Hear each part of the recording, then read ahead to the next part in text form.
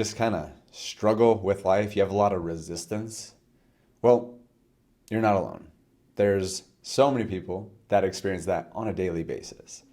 Fortunately, we had on today, the Just Grow podcast, Joshua Munoz. Joshua has an incredible story about how he came from pretty humble beginnings, became a karate instructor, and then dove into the world of business, had massive success, and then really grounded and found himself, and he's the happiest he's ever been. And that's what he helps people with. So on this episode of the podcast, he's going to teach you how to have less resistance, less struggle, and be more happy with your life. So if you're interested in any of that, make sure and stick around all the way to the end of this podcast episode. Now, before we jump in, got to let you know about the Just Grow podcast live events and the Just Grow Vision videos. If you haven't heard of either of these, or you just want to get more information and see how you can get on the wait list for either, head on over to justgrowvisions.com or justgrowpodcast.com. Without further ado, let's jump into this interview with Joshua Munoz. What's up, dude? What's up, man? Thanks for being here. Thanks for having me. I appreciate it. Dude, every time someone comes here, we start setting up and everything, and we talk about, oh, that could have been a podcast episode. Case in point. Yeah. But yeah, dude, I'm excited to. Honestly, we've met once total, once or twice. Yeah, at the AZ Entrepreneurs event. But we had a really dope conversation and knew it's probably good that we sat down and chopped it up a little bit. So glad to have you here. Excited to hear your story. It seems like there's a lot of transitions in your life right now, which is going to be cool to get into that whole story and then just ultimately talk about some real shit. Yeah. So, thanks for being here, man. I appreciate it. Thanks for having me. I'm excited. I know every time I see you, there's a conversation going on. So I'm excited to be a part of it. Yeah. So yeah, walk me through usually the conversation kind of starts like, how'd you get into entrepreneurship? Mm-hmm. I'm curious to hear your story because you said you didn't come from much. So I'd like to hear that. Yeah, so my entrepreneurship journey started back in Massachusetts, where I'm from. I'm from a city called Haverhill.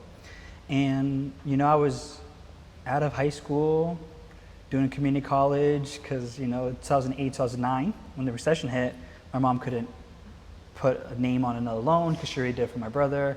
My dad couldn't do it. So the college I got into, I couldn't even go to, right? Mm. So right off the bat, as young adults, I was set up for, I got to go settle for community college, which now I look at it, it's a good place to start. But I was in community college and just going through it, man. I was still in the high school mentality, smoking, drinking, partying every weekend. I've been doing that since I was 14. I was more of the popular kid, going out and about, which was cool. And then I bumped into my best friend from school who was teaching karate. And I got into karate, and it wasn't even karate at that time. He had to get us through MMA. So he was like, bro, do you want to train MMA? I'm like, yeah, bro, of course. I have no sports now. I was playing basketball and baseball my whole life. So it's you become a young adult, introduced to the real world, and you have no avenues or outlets or no guidance. So I got into martial arts, and it dramatically changed my self-esteem and how confident I was, right? So when I got into martial arts, these kids were so confident. And I'm like, man, I thought I was confident, but it was really, I seeked attention. And I fell in love with martial arts so much that I ended up dropping out of college and to pursue teaching martial arts full time. And the reason why I did that was because I started reading personal development. You know what I'm saying? I've never read a book. What was the first book?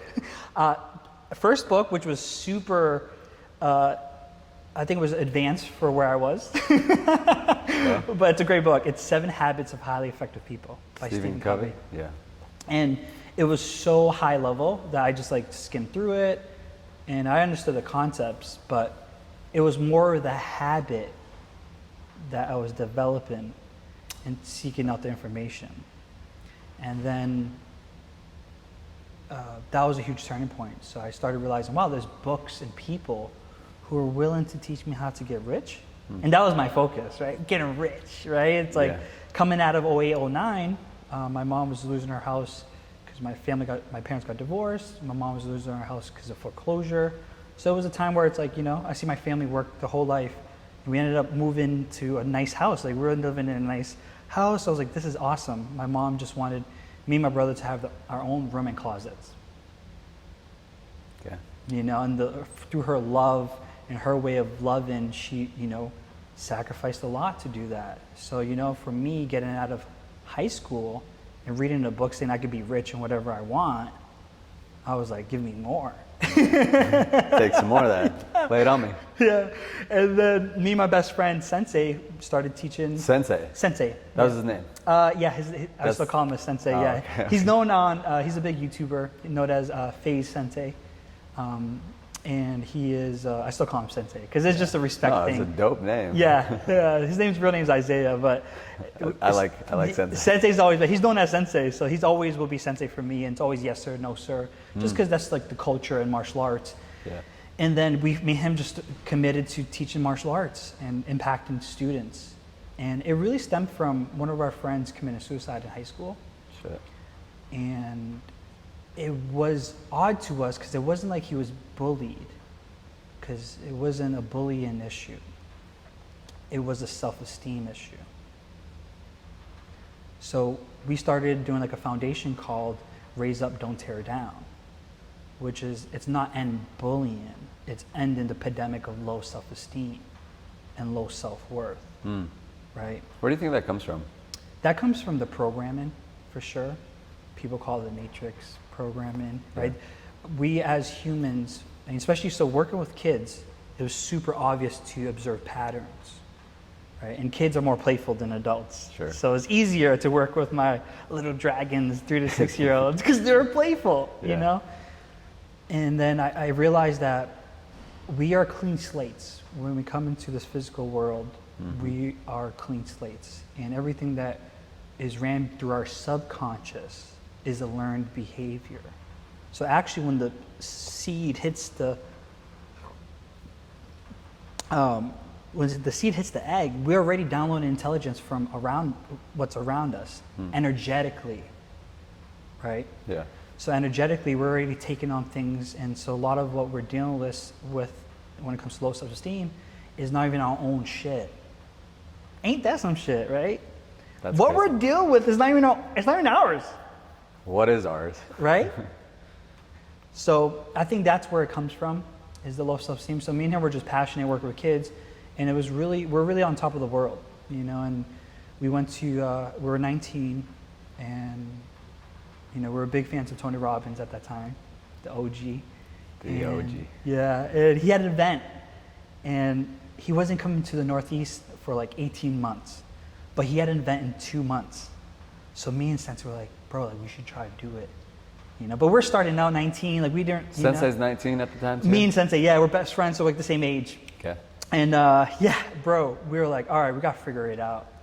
So we were like, all right, bro, like I borrowed money. My mom to this day, like that's why I love her, is she paid for my ticket for the event. And then all I had enough money was for the flight. And same with him. And we're like, bro, we'll book the hotels when we get there. Not knowing it's like 6,000 people. Yeah. So we pull up to the event, and the first day was amazing. It was the first time where I started observing and studying myself. I was in an environment where I was able to actually look at my life. And I don't think we slowed down enough to do that. And one of the most powerful things was after the first event, the first day, we're with our luggage. Bro, we had to find hotels. So we're like, oh crap, like let's do it. We threw our luggage in these bushes, and we're in Fort Lauderdale. We threw our luggage in the bushes, right? And me and Sensei were like, fuck it, we don't care. Like we'll find a way. And we went to like 6 to 10 hotels, and everything was booked. That many people in that area, like there was nothing open. We were calling.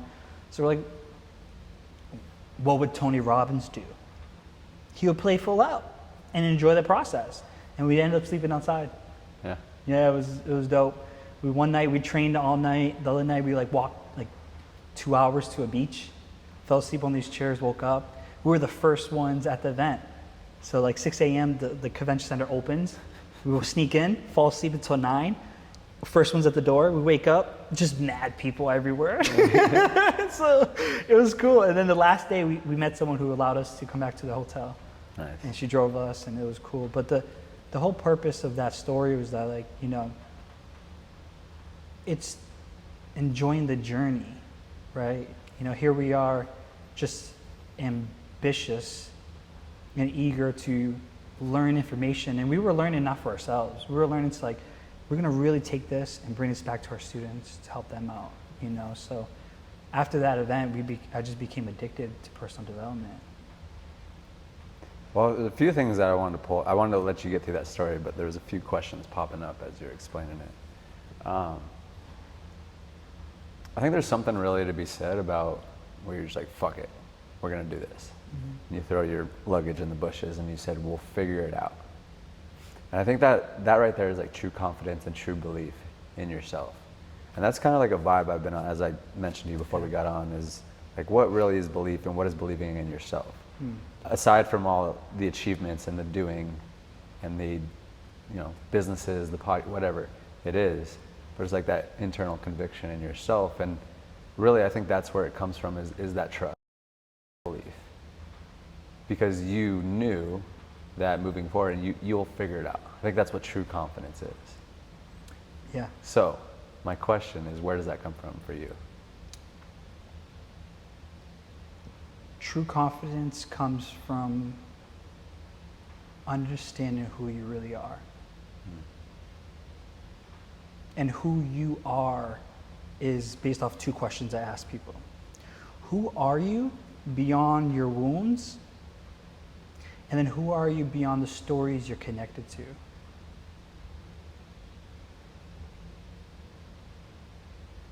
I think we're just constantly distracted that we never dig deeper. And this book I read years ago by Ray Dalio, Principles. And the biggest takeaway with that book was one of his principles was question everything. So I started questioning everything, you know, and so that knowing is something that we all have, but we lost touch with. And that's why working with kids, I used to tell all my students, like, hey, although I'm the inspiration and I'm here and I'm teaching all the cool moves, like, you guys have changed my life way more than I've changed yours. And the reason why is they are the closest to source. It's interesting you said that. I want to dive in there. My sister just had her first, so I have a niece now. I'm a first-time uncle. Bro. And that's, we call you Theo in Spanish. You'll be Theo. Theo. Yeah. Perfect. Theo. But yeah, dude, it's funny because I think I said that exactly. Is they're closer to source. And that's what I noticed with her, is like this clean slate. And it's interesting because my grandmother was very intuitive. And my great-grandmother was very intuitive. My grandmother was pretty intuitive as well. And my grandmother passed about 1.5 years ago. And then my sister just had hers. And so we all kind of, like, to a degree, felt like they switched places, right? And we noticed my niece, like, she'll look up every once in a while. And some might say that we don't know what she's looking at, but my parents seem to be like, you know. So it's just interesting you say that, because yeah, I really resonate with the fact that the kids are closer to that. Yeah, I think the more we are in the program, and the farther we are with self. And that's why what I coach is help people study themselves to get back to themselves, right? Because there's no master outside of ourselves. We've only been taught and conditioned that there is, right? Even the family dynamic, there's been the superhero type of attachment to families, to parents, uncles, right? Which is, you know, what I think is all BS, you know? So I think, you know, when kids they're themselves, you know? Right. There's no way to put it, and that's what I was thinking, is like, she wasn't concerned with what I was thinking or what I was thinking about her, or like attached to any moment. She's just totally 100% being herself. She was hungry, she cried. She was tired, she slept. Like, she's, just being her. Yeah, and I think that's where we as adults are off mark, is that we forget that we're here to experience, right? We're human beings, not human doings. You know, and I got sucked into the personal development trap, which I call personal development ceiling, right? Because I went to the Tony Robbins seminar. I was an achiever. I was waking up every day at 19, goals, meditation, workouts, 300 kicks a day, you know? Yeah. And it's just, I think it's a polar opposite of where I grew up. You know, so I grew up not feeling like I could have it all. Then I grew up being attached to the achievement, all trying to seek validation outside of myself, right? So when I hit that spiritual, that personal development ceiling, I realized that there's something beyond the physical, which is spiritual. Yeah. What was that when you hit the ceiling? Yeah. Tell me about that. So that was rock bottom again. It's funny you say that. Yeah. The ceiling was rock bottom. Bingo. Yeah, it's a good observation. Yeah, the ceiling was rock bottom. So, you know, I went to a seminar when I was 23, still in the dojo. And I didn't own the schools, although I was like percentage, it was cool. Like it was Sensei's dad who ran the schools. And I went to this financial freedom seminar. And the guy on the stage was amazing. And he was like, you know, and the only way to become financially free is by owning your own business. You know, and I was like, damn it, ouch, right? I don't own my business, but I felt amazing, successful. You know, I'm 22, 23, like doing things that everyone was in school, partying, college, you know, like all my friends. And I was really helping the community, had, you know, 100 students. Like I was felt really empowered and attached to the identity of being that karate instructor. And he said, and I pulled him to the side after to ask questions, and I was like, man, like I'm stuck in a hard place because I love what I do. Like I'm ecstatic, right? Maybe my gas is not filled in my tank because it doesn't pay. I wasn't getting paid the most, right? But you know what? I was happy every single day because it was engulfed in helping others, right? And he was like, bro, like, were you struggling financially? I was, yeah. Okay. Yeah. So another limitation internally had nothing to do with my career, had everything to do with me, right? So you're making some decent money? Yeah. But you were just not holding on to it? Yeah. Okay. You know that secret, you know? So it was one of those things where, you know, he was like, you know, in order for you to be financially free, you gotta own your own business. So then I was like, all right, like I gotta plan what's my next move, you know? And it was the hardest thing to walk out of the dojo was the hardest thing. Like I had students committed to me for like 3 years because it was me they were, you know, the parents signed up for. Yeah.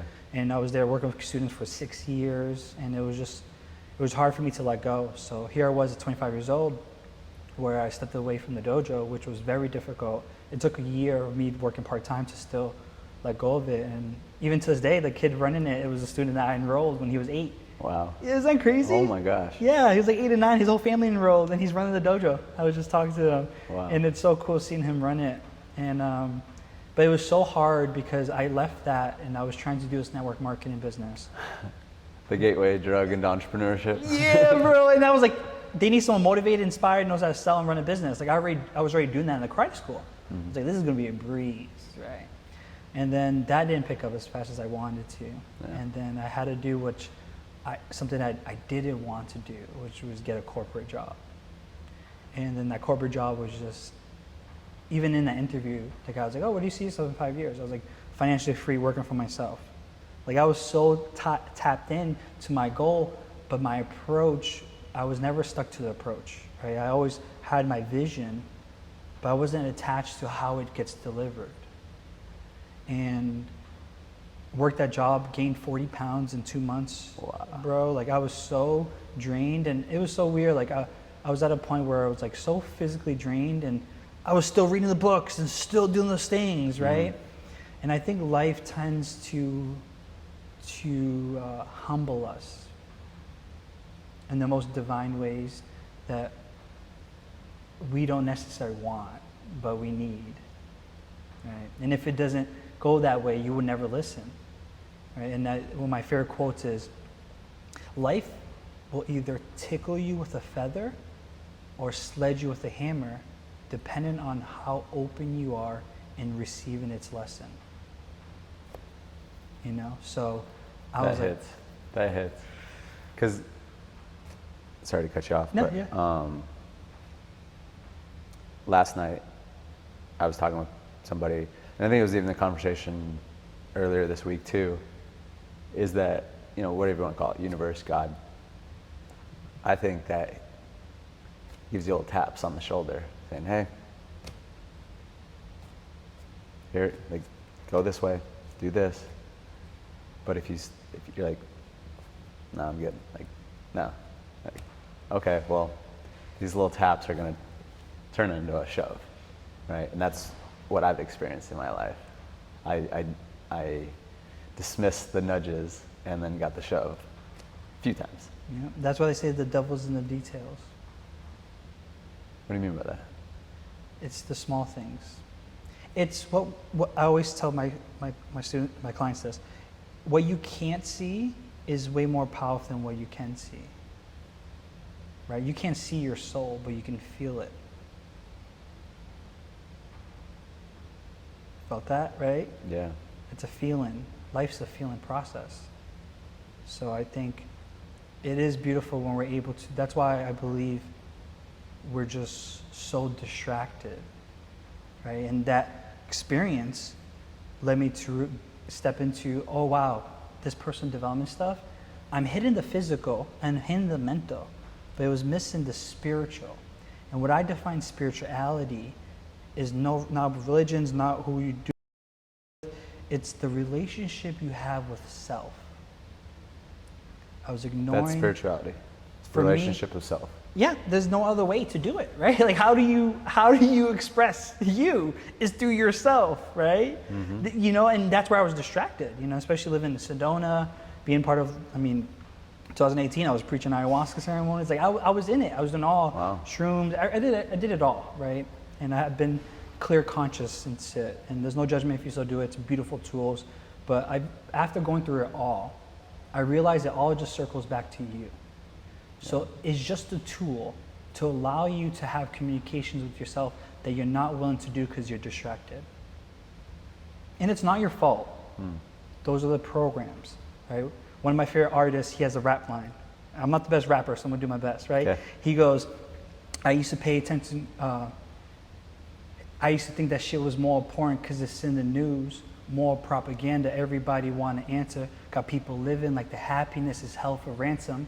Mental slavery, where's this train taking me?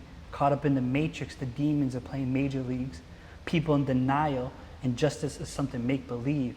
Debating with the devil's futile, he's never taken me. I'll be in the city feeling like I'm on the island, man. I'll be elevated, I don't even need a ganja plant. Wow.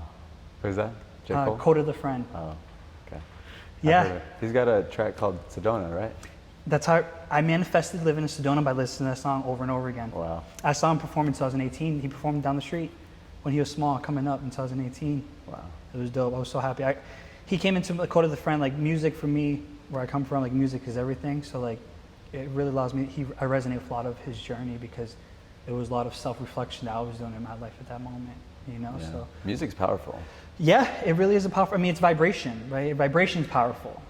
And understanding energy beyond what we can see is super important. So that's why I say that, you know, it's like we think our happiness is held for ransom. It's mental slavery. You know, the demons are playing major leagues. It's something that's why there's no blame in what people are going through. It's really just accepting everyone for where they are in their journey. Like, we're all coexisting in our own journeys in the most beautiful way. You know, like kids. It always goes back to kids, you know what I'm saying? Yeah. Like, you don't give a crap what your friends do. You're just a kid. You're playing. Yeah. You know? We forget that. We're just all playing in life. You know what I'm saying? Yeah. So I think that was the biggest hurdle after that, is stepping into myself after I hit that rock bottom. So what made that shift into spirituality for you? For me was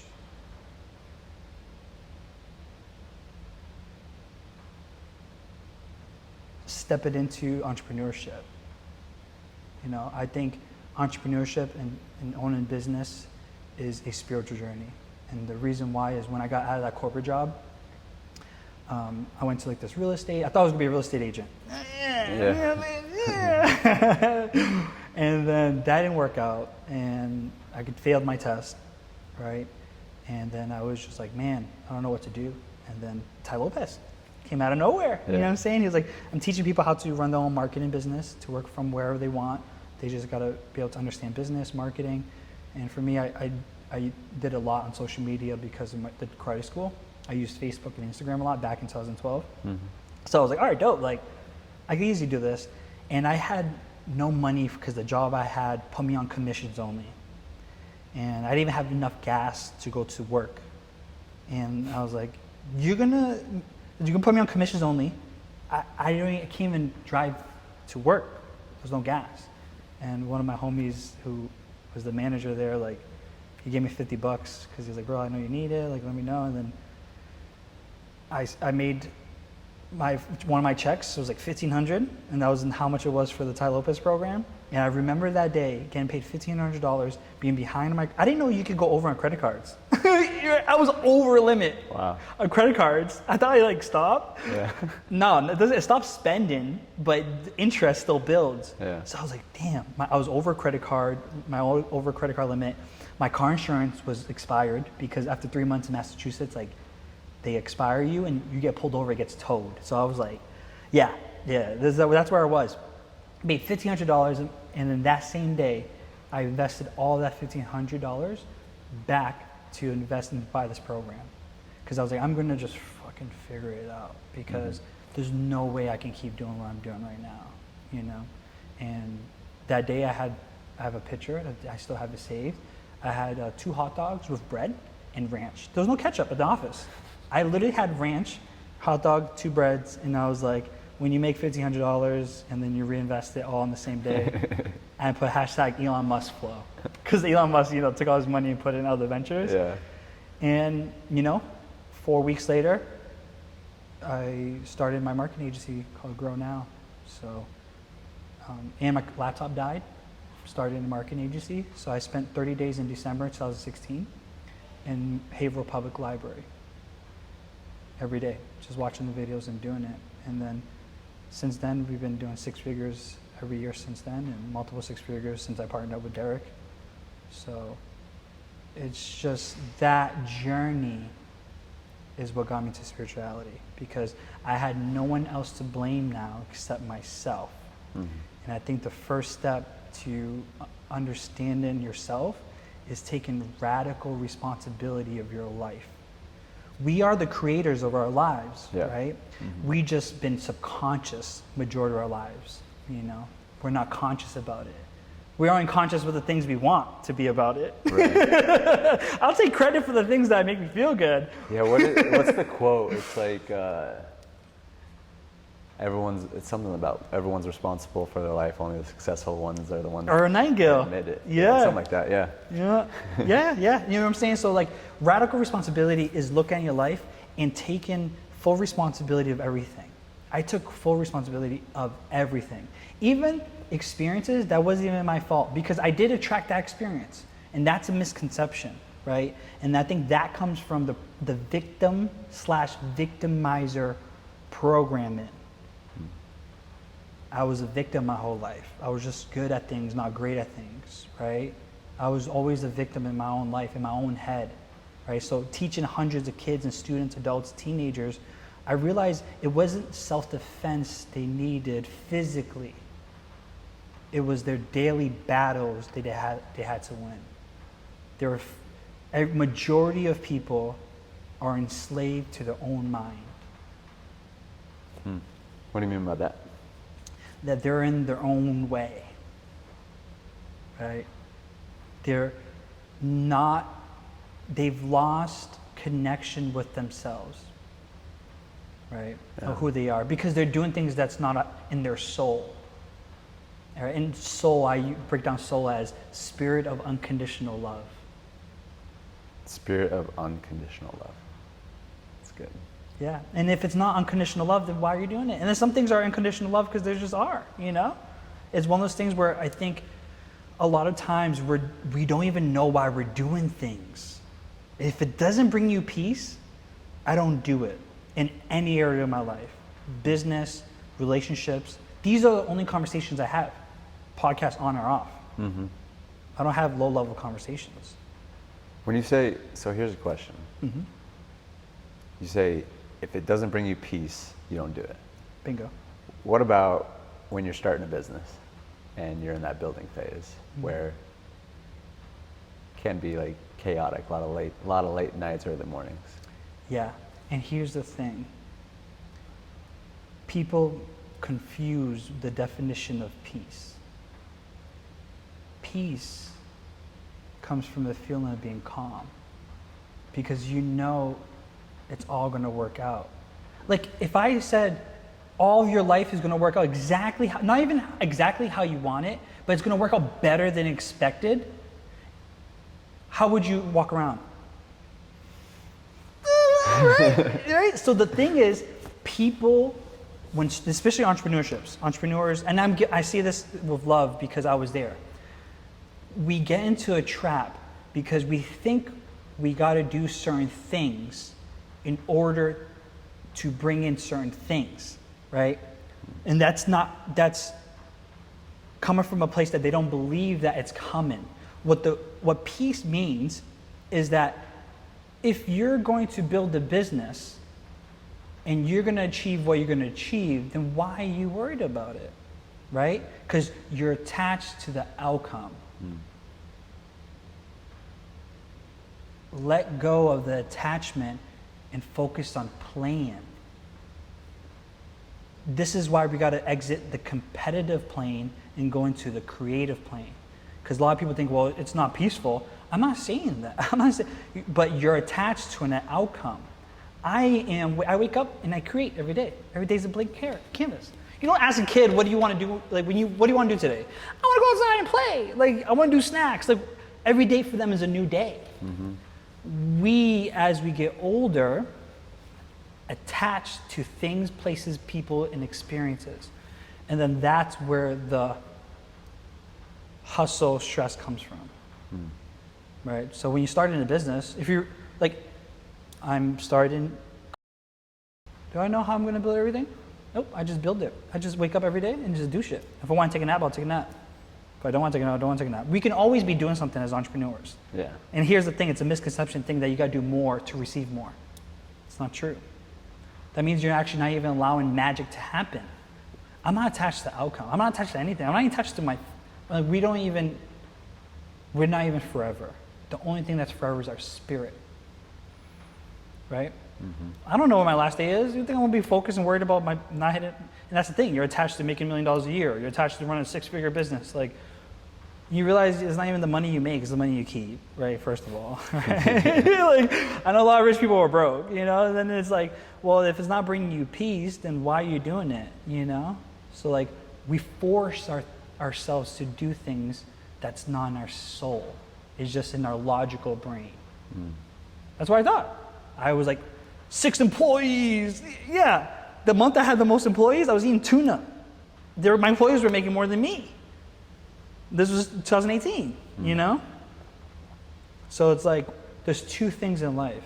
It's what we think we want and what actually is true, right? So I question everyone and ask themselves, why are they doing majority of the things they're doing if it's not bringing you peace? And then it's like, well, I really love doing this. Well, beautiful. Well, if you love doing it, do it through love and through creativity, right? But don't be attached to an outcome. I'm not attached to anything, you know? We're going to expire one day. I'm just attached to, that's why I would say do the work that's going to last forever, which is internal, you know? So that's the misconception of entrepreneurship, you know? Like if you look at the top successful people, they're just engulfed in creativity. Elon Musk, like all these people, you ask them, they just love doing what they're doing, you know? Be engulfed in that, you know? But don't be attached to it. Who would you consider some of the most successful people with all of this said? It's hard, man. Yeah. It's not a lot of people that we actually know. And that's another misconception. One of the happiest people I know is one of my business coaches who's off grid. People don't even know him. His name's Brandon Pride, and he helps business owners, and he's a gangster. He's the reason why I live in Sedona, because he was living in Sedona, now lives somewhere else, kind of off grid, but still helps entrepreneurs. But he's just so in tune with himself and his family, and he's focused on things that really matter. You know, and I learned that a lot moving to Arizona. You know, I came to Scottsdale, and I'm like, I made it. I work from my laptop.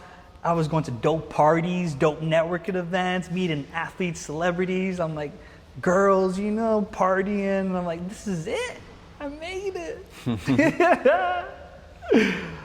And just to find out those were still things I was doing to seek validation from other things, right? So when I moved to Sedona in 2020, I just started studying myself even more, you know, and then when I moved back to North Scottsdale, I was like, you know what, I'm gonna move through abundance and love. And I trusted out the process that it's all gonna work out, and then everything's been working out, you know, but I've now found more peace than ever.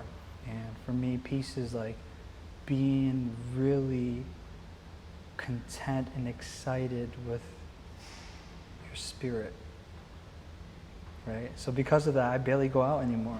Like I'm an extrovert, you know? So like extrovert turned introvert because I realized all the extrovert I was doing was trying to fill voids that I wasn't willing to face on my own. So because of that, like I'd be chilling. And it's the dopest thing, bro. Like when you are really present with yourself and you accept yourself in all ways, then life is beautiful. And acceptance is not only accepting yourselves, but accepting that everything that you can't control is always for your highest good.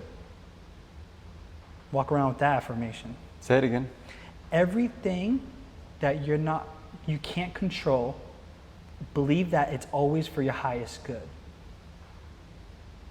Give me an example, or like one of the top examples from your life. Top examples from my life is that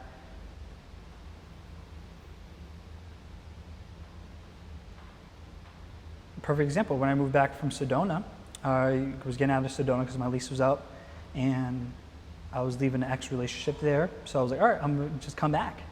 And I moved in with my sister who was living here, and I moved in with her for 2 months, right? But I was planning to come back and just find a place, right?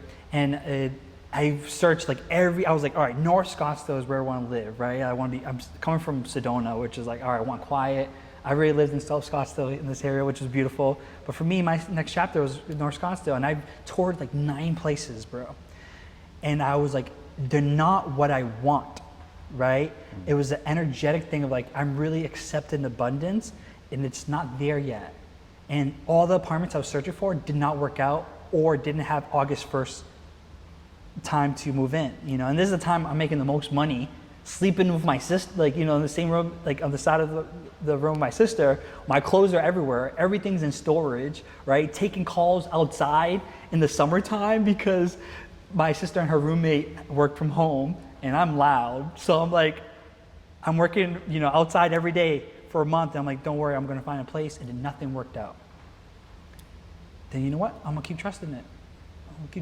The last place I searched, which was at the quarter, we're like, oh, we have 2 rooms available. One's on the first floor. And I walked in, not it, right? I want my office, like, and then they're like, oh, actually, this apartment here, 4040, will be available, but not until August 27th. And they were like, but it has its own little office, 1,000 square feet. It's actually only $100 more, but it's 300 square feet bigger. I have my own little room. And I was like, you know what? I didn't even see it. I was like, let me just trust it's meant for me. And it was intuitive, right? I think that's the thing we gotta discover. It's the intuition that we gotta pay attention to. So ended up seeing it for the first time the first day I moved in, and it was everything I wanted plus more. It's always better than expected when you truly believe that everything outside that you can't control is always for your highest good. Right? So that's just one example of many of my examples of just life experiences. And why not believe in that? If our mind creates and our thoughts create our reality, why not believe that everything that's happened for you is for your good? Because it is. I think we're all here to experience lessons in this physical realm for ourselves. Mm-hmm. And confirmation on that is I was doing a marketing call with this guy from LinkedIn, and he was running this big company, and it was a sales call for marketing. I was trying to sell him marketing, right? Yeah. And I was like, tell me where you're at with your business. And he was like, I was working for McKinsey, big consultation firm. He's like, I help companies hit 500 million. He's like, I'm in Silicon Valley, like I'm building this crazy app. But he was like, but life's a little bit different now. I was like, tell me more.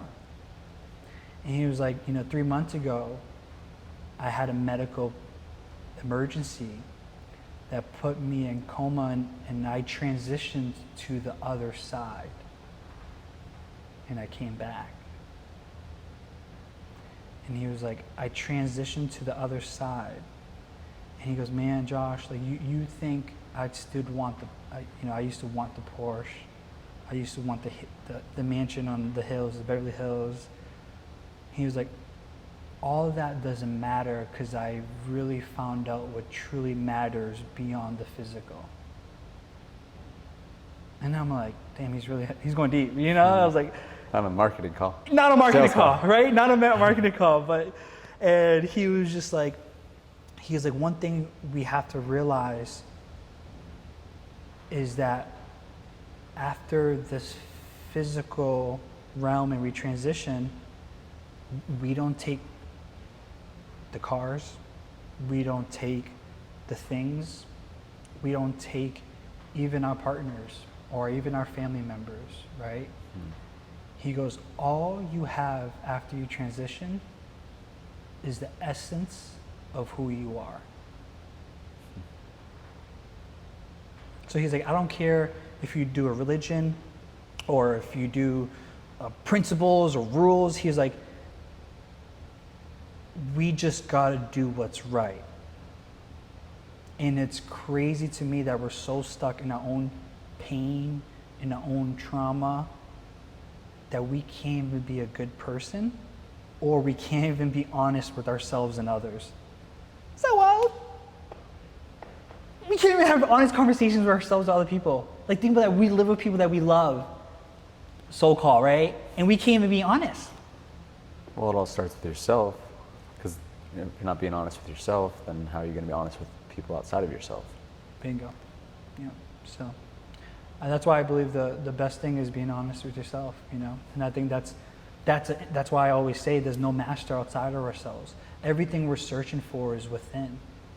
We're programmed since kids. Heroes, Superman, Spider-Man, Marvel, right? Like no one's coming to save. Wow. That's interesting. Wow. Think about it. We have this hero mentality, and I was on both sides. I was the person who was the victim. Then I was the person who was the hero. Then I was stuck on being the hero and trying to save everyone. I don't care about anyone, respectfully. In the most loving way, I don't care for anyone. And not through love. And what I mean by that is that before I used to be a people pleaser. And I would want to try to help you so much. Like, climbing the mountain of life is hard by yourself. You try to pull someone on your back, they're going to bring you down, right? So that's why I believe the work that we're here to do is for ourselves, through ourselves, right? It's like when you take care of yourself, everything else is fine. It's just, I used to try to save everyone. And that's why J. Cole says, don't save her. She don't want to be saved. Don't save her, right? And, being a person who has all this wisdom, it was easy for me to get engulfed in the saver mentality. I don't save anyone. I don't even heal anyone. I'm just light. And because of that, it gives permission for other people to be light. Because people are not scared they're not scared of darkness. They're scared of being their unlimited potential. And if that wasn't the case, they would be in light. They love darkness. That's why they're in it. Unconsciously. So it's through love. Like a lot of people, I love people. But like, even family members. I had to let go of friends, family members. Like I told friends, I love you. I would love to be in this journey of life with you all the time. However, if you act this way, I'm not going to be around you. There's certain people and things like I don't agree with, right? If it's not the right thing, it's just not my karma to deal with. Yeah. So I'm not going to be around people who are not doing the right thing. Have you ever heard of this metaphor of the lifeboat versus the lighthouse? I think I have. It's exactly what you're describing. It's interesting that all these things you're bringing up, because these are things that have been in my awareness for the last month or so. But it's that concept is the lifeboat. What does the lifeboat do? It goes out and saves boats, people. What does the lighthouse do? It shines its light. It's so simple, Yeah. right? It's simple if you're aware and present, right? And that's why one of the things for me is like, that's all I am. I just live my life every day, like mad happy shit. Like the fuck, I'd be lit in my own way. You know what I'm saying? Like, but before I used to be like trying to bring people with me. Like, no, I just love people unconditionally. I don't judge myself. I made peace with my life. I made peace. I'm okay for any moment because we're not even in charge. We're not even in charge of when we expire. Who to say that, So I made peace with everything. I am now created my life consciously, right? A majority of us are writing our stories, but with other hands on top of our hands. Oof.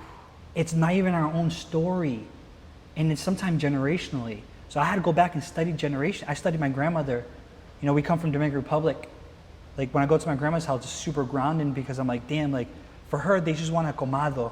And they had a comado growing up, and there was just like a bodega, little store in her garage, and it's like, and I'm like making money wherever I want and whenever I want, what I'm saying? I'm like, I already made it.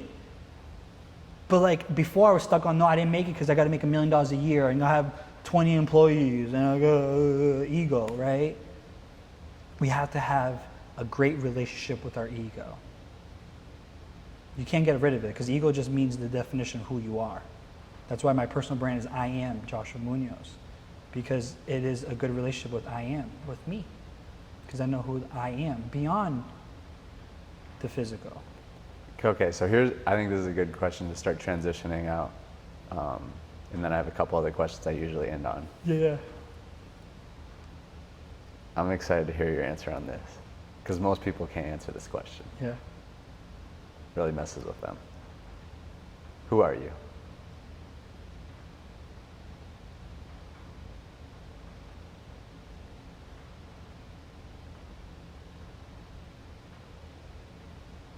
That's who I am.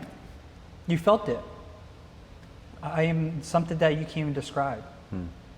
We can't even describe ourselves. It's called enlightenment. When you reach a highest level of enlightenment, the emotional feeling attached to enlightenment on the vibrational scale, the frequency scale, is equated to ineffable, which is something you can't even translate to human words. Well, that's a whole nother conversation. Like, where did language even come from? Right? That's something. Yeah. I remember even like probably one of the first times I did psychedelics, we were camping, and somehow we got into that conversation. Like, where did where did words come from? Probably started as grunts. Right? Yeah. Yeah. And but think about it too. Like maybe before language, we trusted our intuition and feeling. Because how you show up, who you show up, speaks louder than what you say. Yeah, I mean, in a sense, it's kind of a filtration process that blocks you from like who you really are. Because everything you're saying is resonating hard with me, because I feel as I've gotten more intuitive and even just tapped more into my intuition, things seem to make more sense. Yeah, isn't that beautiful? And I read this book, it's called The Master Keys System. I'm not sure if you read that one. Oh yeah, I read that 3 years ago. There was one thing that stuck out to me in that book. It said, a single idea can be worth $1 million or even more. Mm-hmm. but you're only able to receive an idea like that if you're clear and present and tapped into your intuition. Yeah. And that's why it's so important to quiet the mind and listen and acknowledge and take action when you hear the messages. Just like what we talked about before, is like you get those little taps, you take action on them, or else the taps get stronger. Bingo. Yeah. Yeah. Majority of us are just. That's why I would just be chilling by myself. Like I'd be my back balcony and I just sit there. And I go to my pool every day, in between meetings. No one's there during the week. I love it. Right. Another condition of life. I'm like, people don't do what they love to do. Like even today, I was playing basketball, like thinking to myself, you know. But I'm usually at the pool, and I just sit there with myself, and it's the most peaceful thing, you know, because you're able to listen to who you are. Because if you let go of the voices that are not yours, and you let go of attachment to outcome, like release a judgment, you start to tap into discernment.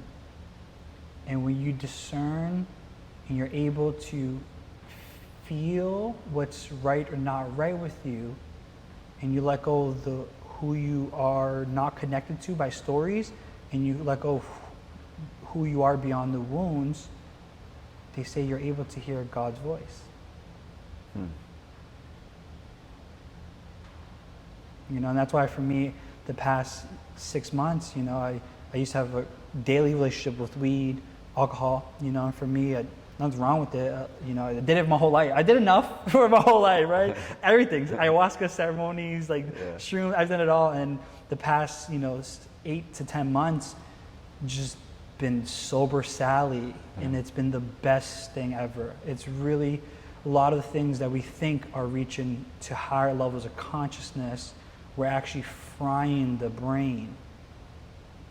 It's like putting our consciousness in a microwave, right? Clarity is power, but if we're doing things that we're drunk, we're not aligned and centered to who we are.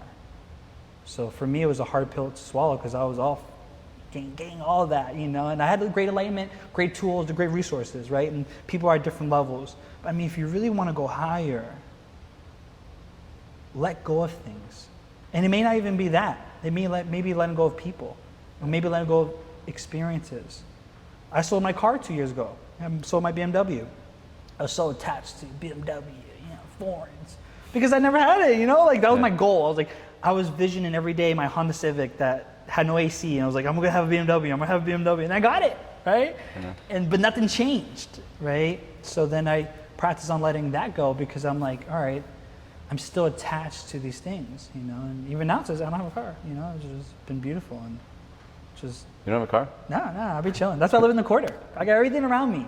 I work out at the Optima, I'm chilling right there, and just like, people come to me, and I'm just chilling. My girlfriend has a car, which is great, but I'll be chilling. And that's the thing, I walk everywhere, which is dope. I get exercises, I have everything around me, I work from home, and I'm really realizing without a car, I'm avoiding doing shit that I didn't really want to do. I was just doing to be busy, to feel like I'm doing something. And because I'm walking around, I'm seeing everyone in their cars, and I'm noticing the energy through them is like they're just moving everywhere, but they're not really moving anywhere. They're just distracted. I think I want to say it was even Tony Robbins that was saying, don't get confused with activity versus progress. I think something like that. Like just because you're busy doesn't mean you're actually moving. Yeah. Well, I'm going to eventually get a car, which is car. It's just like, it's been a cool story, you know? It's like, you know, I was making the most money with no car. Well, this is like gives you different perspectives, and I think that's what's really powerful, and what I love about this podcast and just having conversations with people is like you get different perspectives. I think that's one of the most powerful things, because if you just think like your way is the right way, you do things just this, but like if you're able to just understand people more and I think it always comes back to non-judgment. Like not thinking you're better or worse than anybody else, and just like seeing it from their viewpoint. The more viewpoints that you can see, that you have more like camera angles, right? It's true. Yeah. And realizing that every experience and person you come into is to teach you a lesson. It's not for anything. It's not outside of you, right? It's your ability to learn a lesson. But then people go, well, then Josh, well, what happened if I get in a car crash or this or that? Well, I'm like, then you probably just got to question what are you feeling and bringing it into your life? Because it may not be the thing that's happening, but the feeling of it. If you don't feel worthy, non-worthy things come up. If you're in a victim mentality, you will find the victimizer to go to war with you when you're at war with yourself. I think all these weird experiences stopped happening to me when I stopped being at war with myself. Like my life's dope. Like I have dope experiences. I don't know how to explain it unless you're with me 24/7. You know what I'm saying? Like social media, I met a lot of people on social media who are not as what they say in real life, right? Yeah. Which is like in good or bad ways, right? But I'm just like, I don't put anything or anyone on a pedestal. I put myself on a pedestal, and I think everyone should. Yeah. That's confidence. That's why I used to teach my karate students, because I'm not going to tell you that life is perfect and life is going to go the way you want it. But if you know how to handle yourself and you're not attached to anything, then you're just in the moment, right? Yeah. Last 2 questions. Let's go. You'll like this one. I love it. It's deep. We're at Josh's funeral. People are standing up, they're saying things. What are they saying? They're like, this motherfucker was so happy and appreciative for just being alive and experiencing these things that I am grateful to be able to be around his spirit. Like for me, I have no expectation of my life, right? I'm just here to learn every day as much as possible. Lessons for myself, not for anyone else, So it's like, I think that people notice that through my spirit.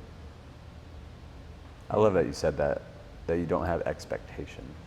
Yeah, the fuck? Like to be here is a miracle. Like what more do you need to realize that you being here is just it? That's what I'm saying. Like we're so conditioned that we need this, that. No, like you won the game. Like we're here. Every day I'm like, yo, I got another day. Isn't that dope? Yeah. Like we got another day to experience. Like we don't know that one day we're not gonna have this. And that's why people are not in touch with reality. They're not in touch. They're distracted. They don't appreciate it. And I think I've practiced gratitude consciously for years, and then it became who I am. Yeah. Wow. All right, last question. Yeah. What does growth mean to you in one word?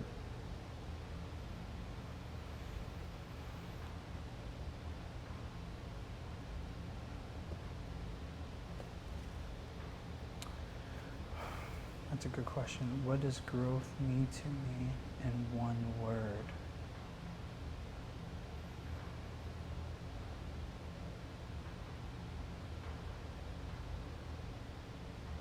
I'll have to say discernment.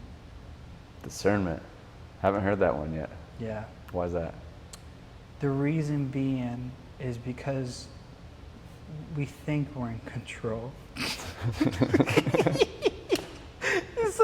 It's such a human thing, right?